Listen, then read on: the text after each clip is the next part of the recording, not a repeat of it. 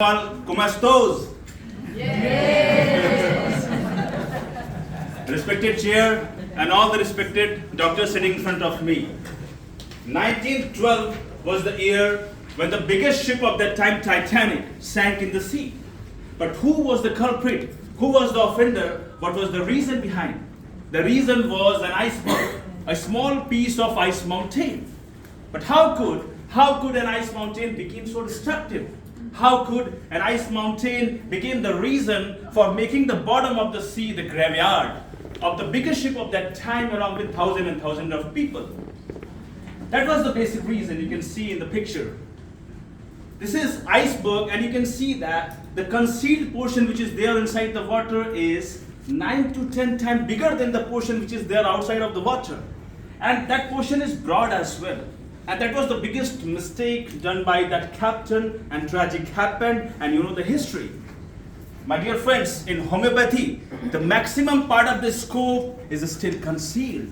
And if you want to reveal the concealed portion of the scope of homeopathy, we have to understand this, understanding the iceberg phenomena of symptoms and materia medica. But how it will happen, how we will be able to discover new symptoms, how we will be able to discover the clinical materia medica. It will happen when there will be correct interpretation. Yes, correct interpretation of the symptom is important to explore the working area of a medicine. My dear friends, today I am going to give you some of the clinical condition which comes frequently in the clinic. The first condition is cervical spondylosis, one of the most common condition in clinical practice. All over the globe, so many people are suffering from this disease, especially after the period of Corona. So many people are coming, even in the earlier ages. And I'm pretty much sure that you all people have frequent encounter with this disease in your clinic in a regular basis. And you know the symptoms. Everybody knows the symptoms. There is pain in the neck. There is cervicobrachial neuritis. There is vertigo. There is ataxia. Everybody know about the symptoms. But what would be the medicine? Oxytropis lamberti. Oxytropis lamberti would be the medicine of choice. I want to ask a question from myself, that why oxytropis? Why not something else? My dear friends, there is not a single literature which is written for oxytropis in cervical spondylosis. That what insisted me to use this medicine in cervical spondylosis? That's the biggest question. So what is written in materia medica? There is congestion of the spine. Oxytropis causing congestion of the spine. It causing congestion of the cerebellum. It causing ataxia. And if you relate the pathology with the symptoms which I have earlier told you, then that medicine will come first for sure. I became the fan of oxytropis, and my dear friends, after using this medicine in cervical spondylosis, you also become the fan of oxytropis. The second medicine is sulfonolum. Sulfonolum is a second medicine, but again, why sulfonolum? Why not something else? Because we are having so many medicines in a row for cervical spondylosis. Sulfonolum is indicated because of the literature for sulfonol written in the materia medica. What is written? It causes congestion of the cerebellum, and that's why there is ataxia. And one symptoms which is very important, and you also experienced in your clinic, whenever patient come to you suffering from cervical spondylosis, patient will tell you, doctor, I am having vertigo as soon as I am standing from a sitting condition. I am standing from a sitting condition, or when I quickly move. This is one of the common clinical presentation in vertigo in cases of cervical spondylosis. Sulfonol is the medicine of choice, and that was my interpretation, because there is pathology and there is symptoms. What I have done, I've just connected the pathology with materia medica. And sulfonol is one of the great medicine for cervical spondylosis.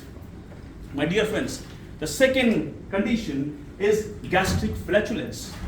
It is one of the common problem in clinical practice, but I am not here with simple gastric flatulence. I am here with 3 different type of variations. What are the variations? The first one is gastric flatulence causing headache, heaviness in the head, and vertigo. You have experienced in so many patients in your clinic. And what would be the medicine? If someone having headache, heaviness of the head, and vertigo, what would be the medicine of choice? The medicine would be Homerus. Homerus is the medicine of choice.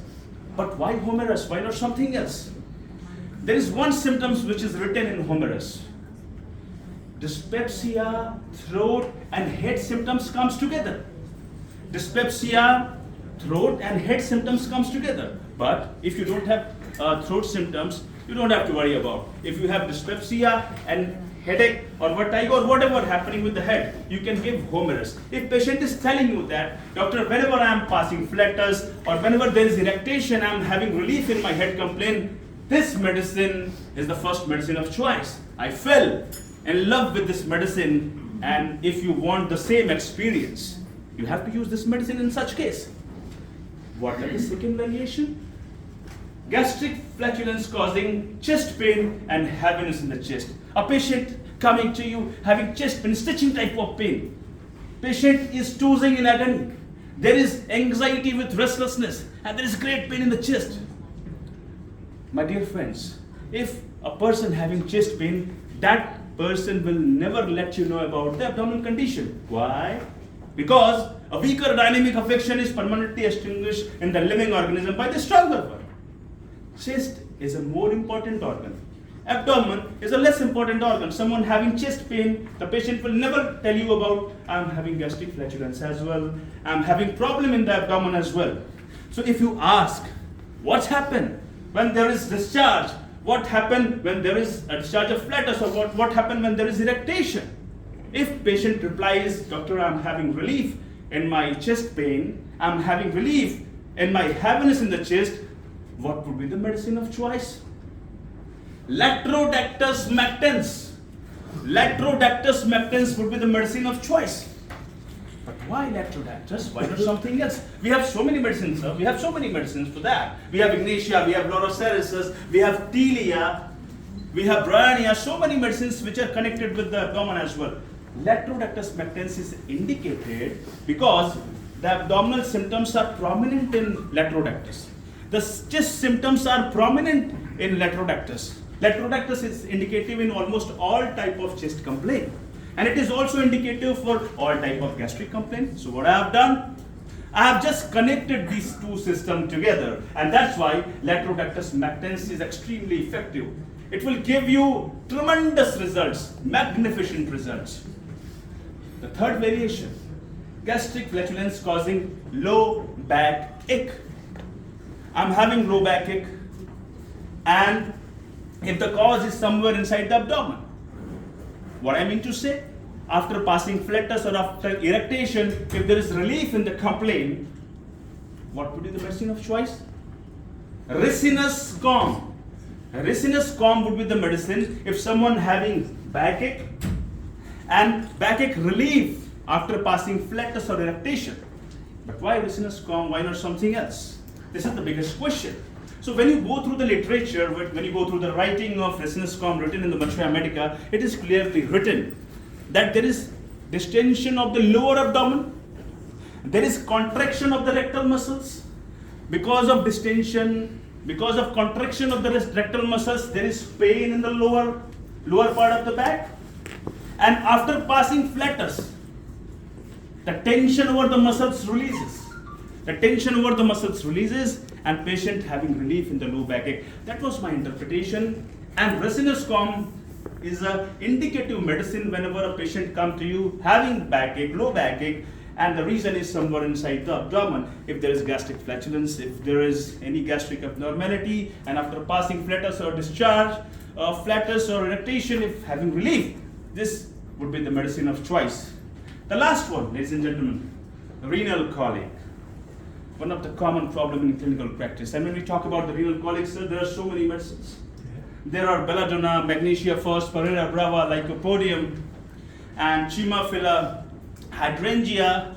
So many medicines, osmium cam. So many medicines comes in a row. But if you ask who is the first one to think about, look at this. Coccus cacti. Coccus cacti in a 200 potency. If someone having pain in the renal region, and patient is tossing in agony, patient come to you, this medicine will done the trick. Give 3 to 4 doses of Coccus cacti at 5-minute interval. Give 3 to 4 doses of Coccus cacti at 5-minute interval, and within 15 to 20 minutes, the patient will tell you that, doctor, I'm having relief. But the question, why Coccus cacti? We have so many medicines, so many great medicines, belladonna, magnesia phos, and Parera brava, lycopodium, so many medicines are there. Why Coccus cacti? The literature. In Clark Materia Medica, what is written in Clark Materia Medica? The pain from loin to groin, the pain is going to the thigh. You can ask a question from me that, doctor, this is also written in hydrangea, this is also written in Parera brava, this is also written in Osmium can. Then what is difference in Coccus cacti? So a special symptoms which is written there, and that symptom is as if, it is written in italics, sir, in Clark Materia Medica, as if the fluid is forcing down. The fluid is forcing down. What it means? Uncomfortable awareness of the urine. Uncomfortable awareness. I am aware something is moving down. And why it is happening? Because of impaction of this stone anywhere in the urinary tract. Anywhere in the urinary tract. In the ureter or in the uretrovesicular junction. And that's why Coccus cacti would be the indicative medicine. So if you have a case of renal colic, patient is in your clinic, tossing in agony, great pain is there, give this medicine, 3 to 4 doses of Coccus cacti. In more than 85% of cases, within 15 to 20 minutes, patient will tell you, doctor, I am having 30% relief, 40% relief, 70% relief. This is definitely going to happen. And there is certain reason behind the selection of Coccus cacti. Thank you very much, ladies and gentlemen.